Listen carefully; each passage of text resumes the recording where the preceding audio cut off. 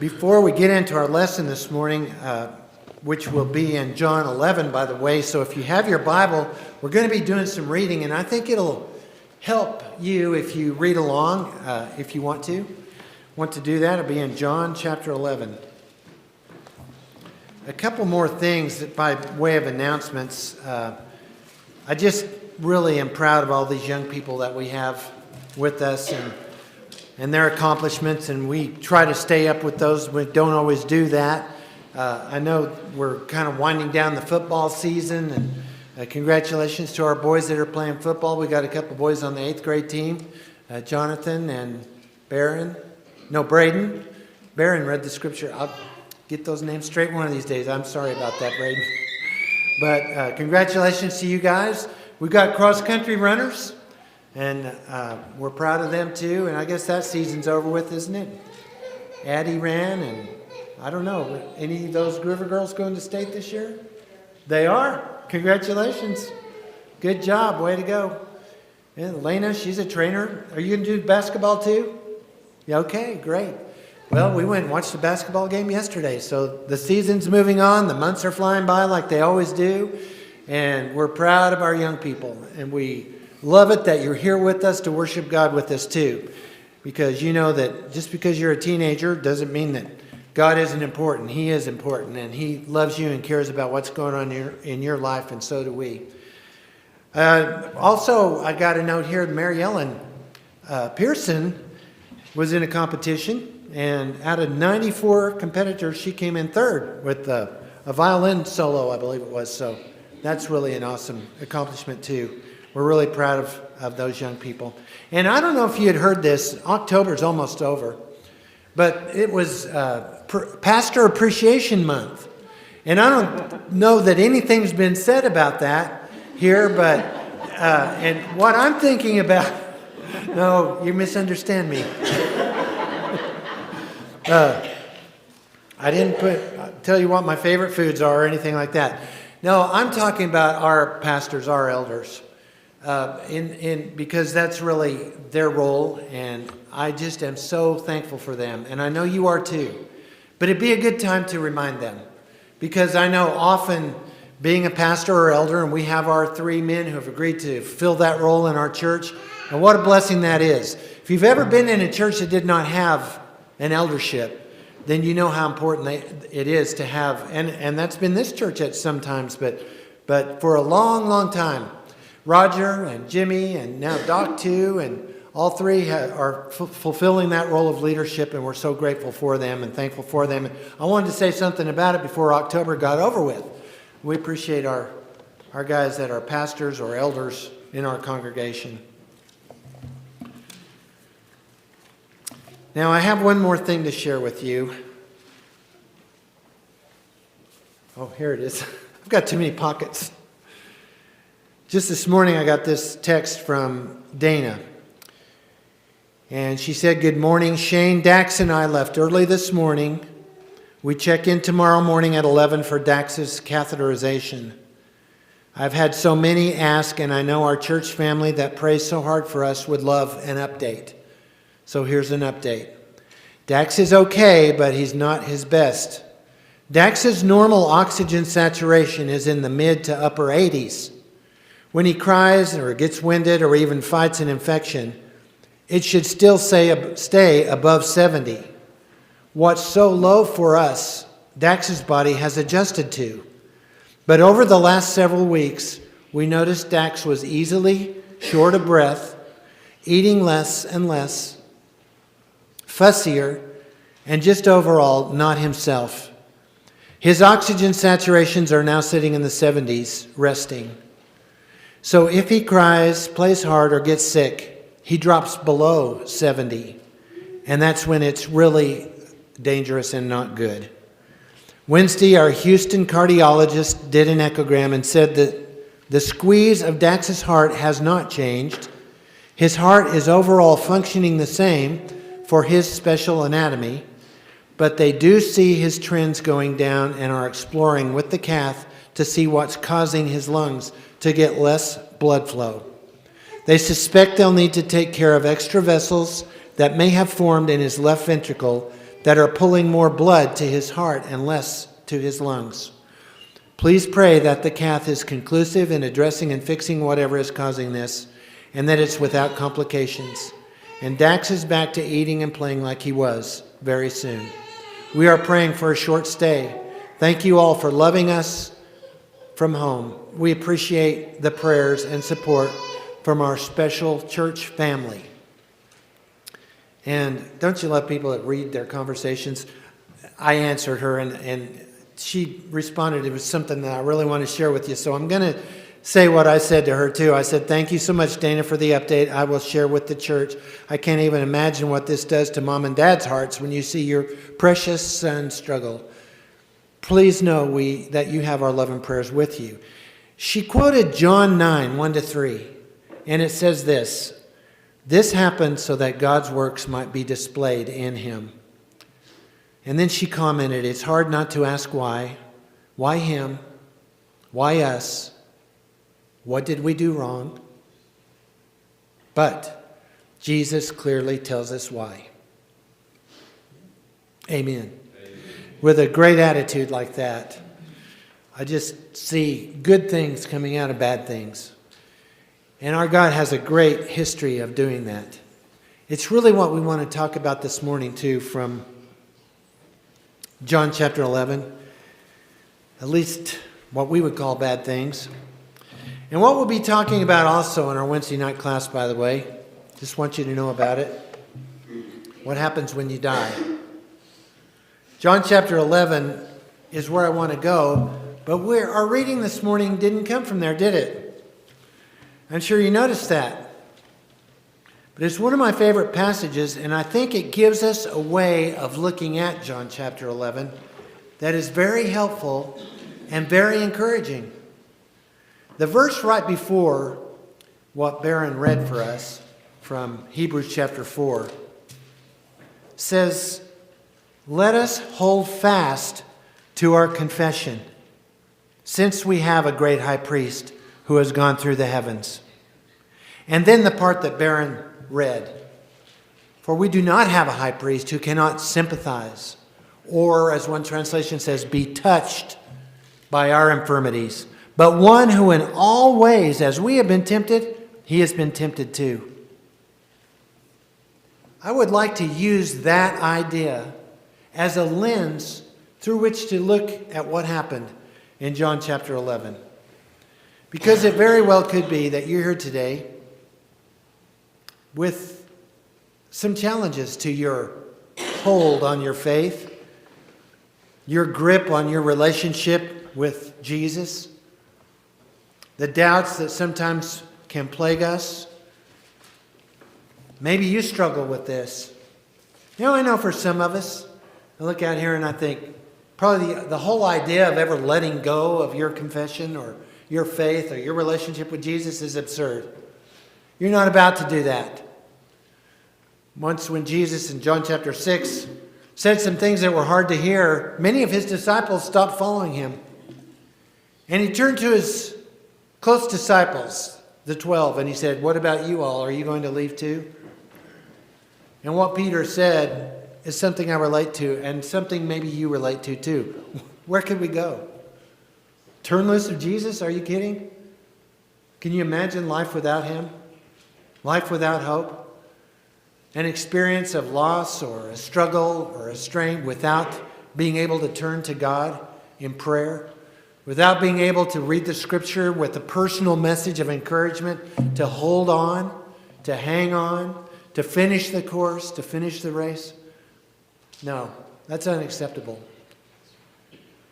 But all we have to do is look around and be reminded that some have turned loose over the years. And I'm not suggesting that just because someone's not here, they've turned loose of their relationship with Jesus. Not at all.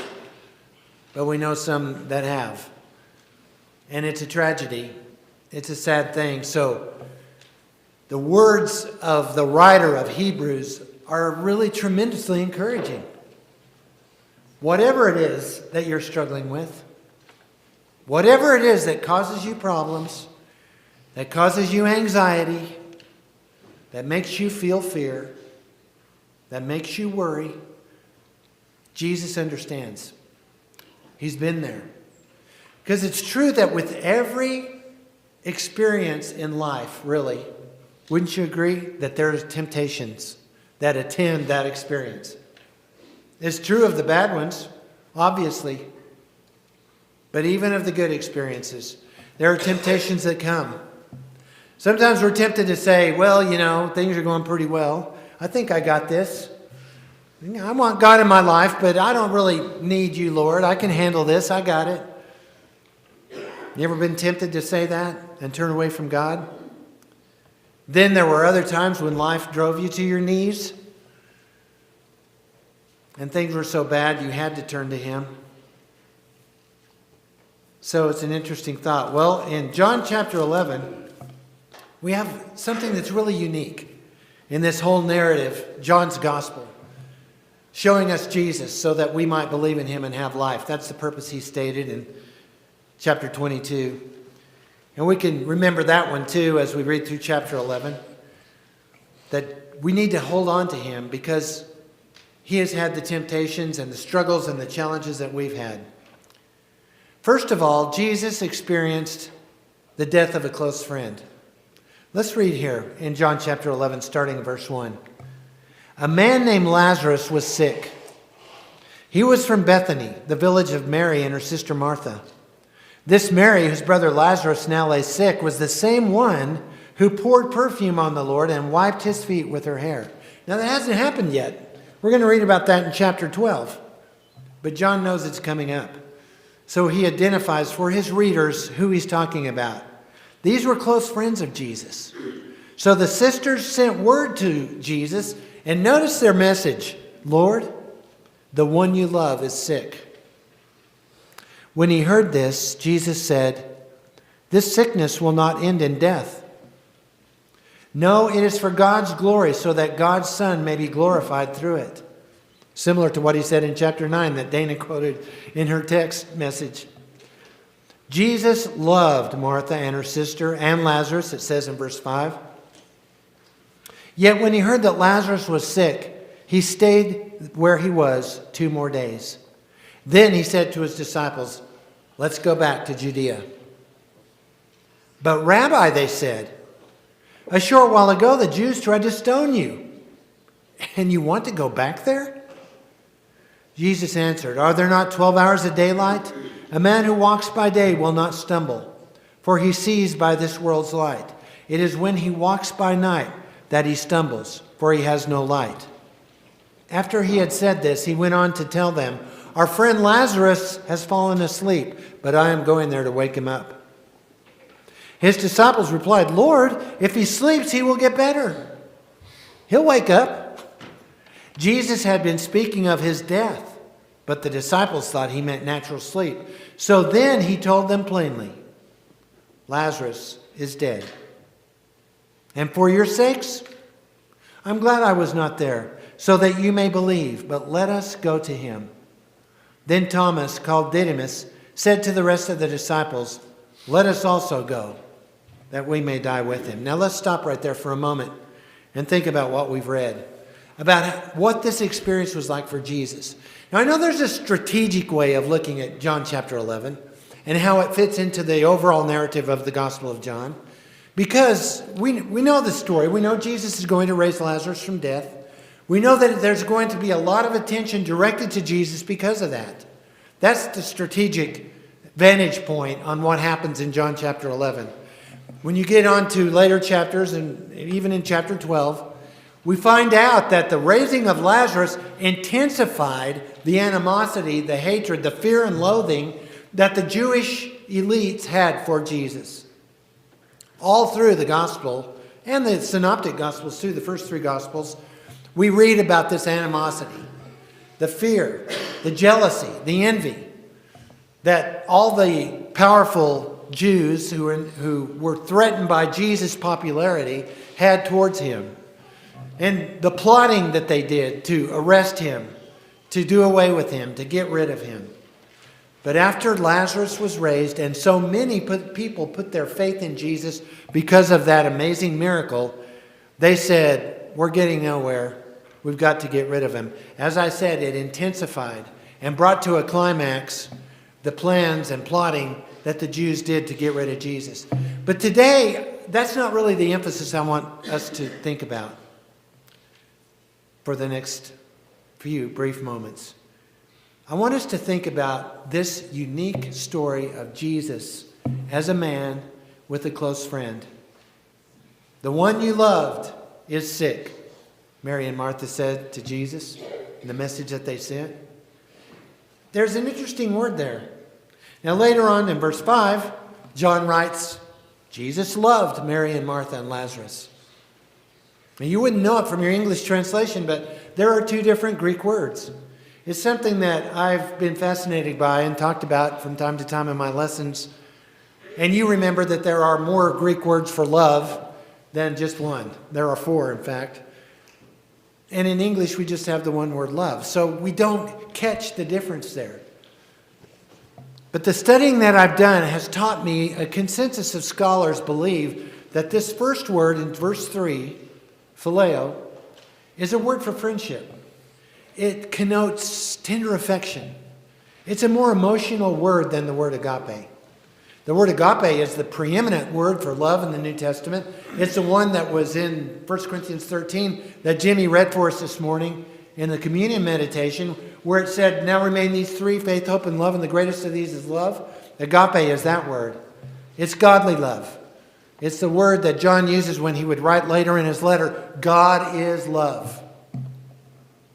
So there's a special word used here by Mary and Martha. Your friend. Your dear friend. It shows that there was a bond between Jesus and Lazarus that didn't exist with everybody. You have that experience in your life too, don't you? Of course, we have those who are near and dear to us.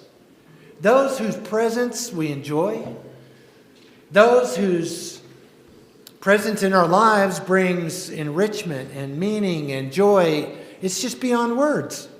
The blessings that we can enjoy because of God's gift of friendship. And we can have more and more of that if we practice, by the way, the great commandment of agape love. In verse 5, the word's agape, but in verse 3, the word is phileo. Jesus knows what it's like. And I'm sure you've been there. You've lost people who are close to you, who are important to you. Or perhaps even their life was threatened. A motorcycle wreck like Teddy Whitefield had just a couple weeks ago. Was it already been 2 weeks or just 1? Yeah, 2. Okay, I was gone. I lost a week. So he's doing better, by the way. He's recovering. Had surgery on his hand, and we're thankful for that. But please keep praying for his recovery. Brain injuries take a lot of time, and that's what he had. So that family knows what it's like to be frightened, to be scared, when the life of someone you love is threatened, or when someone's taken from us. We used to sing in the old hymn, when death has come and taken our loved ones. Remember that one? It leaves our lives so lonely and drear. Then do we wonder why others prosper, living so wicked year after year. Farther along, we'll know all about it. Further along, we'll understand why. I had a teacher in school who hated that song. He said, that's just a complainer's song. Well, what do you think? Is it just a complainer's song? If you've been through the experience of grief, then you know that the song is pretty real. It can leave our lives lonely and drear. Jesus had experiences like that. The text clearly says he was deeply troubled, as we will read in just a moment. And it wasn't the only time that the writers about Jesus stated that he had a deeply troubled spirit. Jesus knows what it's like. If you're on the road of grief, it's a long road to walk. I think about the funerals that we've had just in the last couple of years. Some of our dear, longtime, faithful members that we've had to say goodbye to. I started writing a list down, and then I thought, oh, it's always a bad idea to do lists. But I think about those people, and you have names in your mind right now of who I'm thinking about. We miss them. And some of you miss them intensely, and it's painful. Elizabeth Kubler-Ross is famous for her analysis of the grieving process. She distilled 5 stages of grief Denial, anger, depression, bargaining goes in there first. Denial, anger, bargaining, depression, and then finally acceptance. This is what we want to get to. But she, or the experts, do not mean to convey that that experience of grief, which maybe you haven't been through, especially young people, someday you will most likely experience this, does not come in neatly defined and in order stages. It doesn't happen that way, really. Anger is a normal part of it, and that's what I believe Mary and Martha experienced.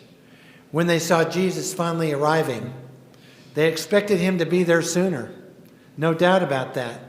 So, I hope it encourages you to know if there's a pain in your heart today because of a grieving process that's ongoing in your life, Jesus knows, he understands, and he cares because he was there. Let's read on. On his arrival, verse 17, Jesus found that Lazarus had already been in the tomb for 4 days. How long did they wait after the death of the person to put him in the tomb? I don't know. It could have been a matter of days. He could have been dead for more than 4 days. Bethany was less than 2 miles from Jerusalem. And many from Jerusalem, the Jews from Jerusalem, had come to Martha and Mary to comfort them in the loss of their brother. When Martha heard that Jesus was coming, she went out to meet him. But Mary stayed at home. Lord, Martha said to Jesus, if you had been here, my brother would not have died. Wow. Have you ever heard words that stung?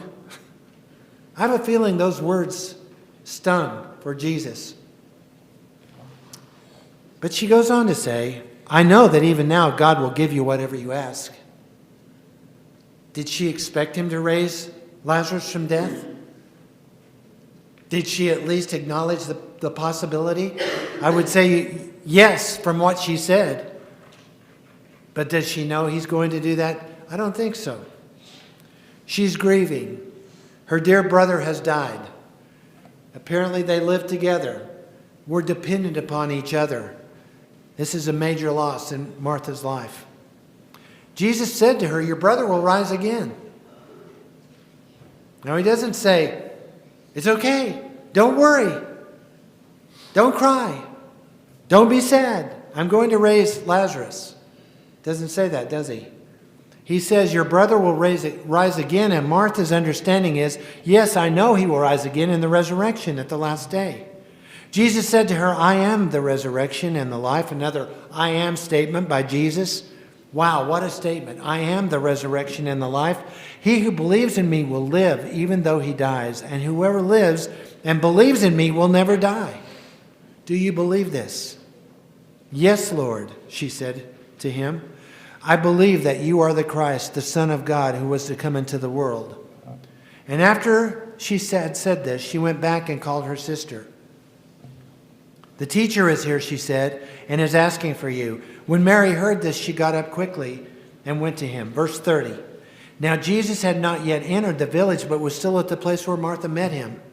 When the Jews who had been with Mary in the house comforting her noticed how quickly she got up and went out, they followed her, supposing she was going to the tomb to mourn there.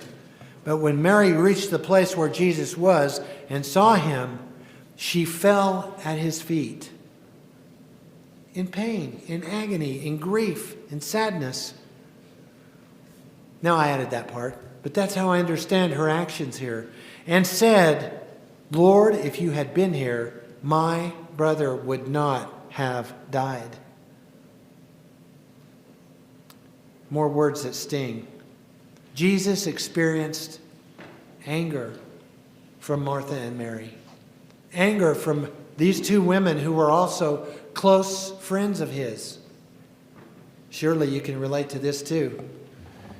Maybe it wasn't a close friend. Maybe it was a close enemy. But you've received words like that, haven't you? Words that sting. Words that strike deep down inside. Jesus saw the pain of Mary and Martha. And when he saw her weeping, and the Jews who had come along with her also weeping, he was deeply moved in spirit and troubled. This chapter reveals the progression of the Jews' plot against Jesus. The resurrection of Lazarus, which is coming in this chapter, turns out to be a major event that helped to lead to Jesus' arrest and crucifixion. But it also reveals Jesus, the Son of God, also the Son of Man. Jesus, the human. Jesus, the one who struggled, just like you and I do, when we have a loss in our lives. Where have you laid him, he asked. Come and see, Lord, they replied. Jesus wept. I guess one of the shortest verses in the Bible, but I would have to say one of the most powerful. Jesus felt the pain. And you have to think, well, this is different. He's going to raise Lazarus from death. But Jesus wept when he saw the pain that death brought into the lives of people that he cared for. That was never the plan. Paradise, the Garden of Eden, the tree of life, that was the plan. But sin changed the plan and created a separation between God and men. In the day you eat thereof, God had told Adam and Eve, in that day you will surely die. And they became mortal in that day, and the dying process began. Death has been present ever since. Death in our congregation, in our community. Death in the world where war rages, as we're very conscious of in the Middle East and in Ukraine. People are dying. There's a lot of loss of human life because of war. But the truth is that war does not increase the mortality rate, does it? It speeds it up, perhaps, but does not increase it. Every generation is a total loss. Oh, what a cheerful message that is. But the Bible makes it clear it's appointed for man once to die. Then comes the judgment. Death is a part of God's plan. Jesus understood that, and he understood it in terms that we need to understand it in, that it is a part of God's plan. It is to be accepted. It is even to be embraced, because it is a defeated enemy. Jesus, once more, it says in verse 38, deeply moved, came to the tomb. It was a cave with a stone across the entrance. Take away the stone, he said. But Lord, Martha objected. Even though she earlier had hinted at the idea that maybe he would raise Lazarus, Jesus is told by Martha, by this time there's a bad odor, for he's been in the tomb 4 days. Jesus said, did I not tell you that if you believed you would see the glory of God? So they took away the stone, and Jesus began by looking up to heaven and saying, Father, I thank you that you heard me. I knew that you always hear me, but I said this for the benefit of the people standing here, that they may believe that you sent me. When he had said this, Jesus called in a loud voice, Lazarus, come out. The dead man came out, his hands and feet wrapped in strips of linen. So I envision him hopping out with his feet tied together in the burial clothes that they used in that day. And Jesus said, take off the grave clothes and let him go. Jesus knew he was going to do this before he ever left Galilee to go to Judea. His delay was intentional. We understand that. We know that part of the story. But he allowed Martha and Mary to grieve, didn't he? He allowed them to hurt. So if you've ever asked the question, why is that person gone from my life? Why did I have this loss? And there are all kinds of experiences in life that bring grief. Then the answer is plain. There is a silver lining. There is a blessing to be received that can be received under no other circumstances than when we experience the loss or experience perhaps the disappointment of anger from a close friend. Jesus understands all that. Whatever the struggle is, whatever the mountain is you're climbing, whatever the burden is you're carrying, God has instructed us to carry one another's burdens and to help one another. And he, our high priest, our shepherd, he understands. And we're going to talk some more about this next week, because not all of what Jesus experienced was what we might call a difficulty, a hardship. But the truth of the matter is, regardless of the experience in life, whether it's a difficulty, a loss, a hardship, or on the other hand, something good happens in your life, it brings changes that are attended by temptation. So the bottom line message is still the same as the conclusion that was reached by the writer of Hebrews in chapter 4 that we heard earlier this morning. And we'll close with this and then sing our song. Hold fast to the confession of our faith, for we have a faithful and merciful high priest. Merciful because he can sympathize, he can empathize. He knows what you're going through. He's been there. He's done that. There is no other source of comfort and guidance and wisdom and strength in this life that can be offered to you other than what he offers. And so let's stand and sing our song and respond to his invitation.